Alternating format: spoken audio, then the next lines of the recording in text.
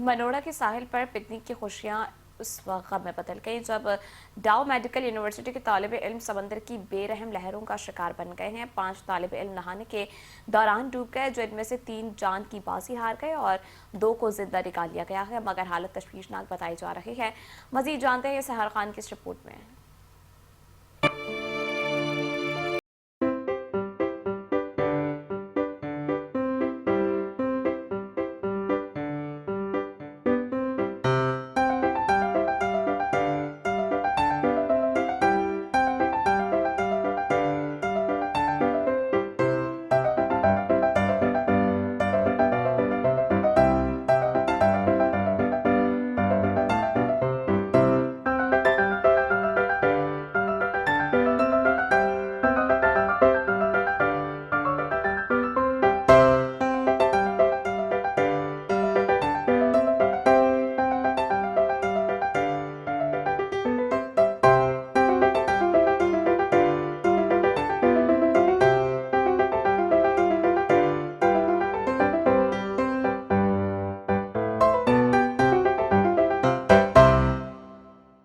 छोड़ दिया है।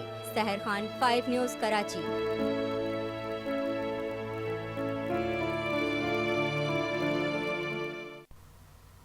और इसी के साथ न्यूज़ बुलेटिन से फिलवक्त इतना ही। बाखबर रहने के लिए देखते रहिए 5 न्यूज़।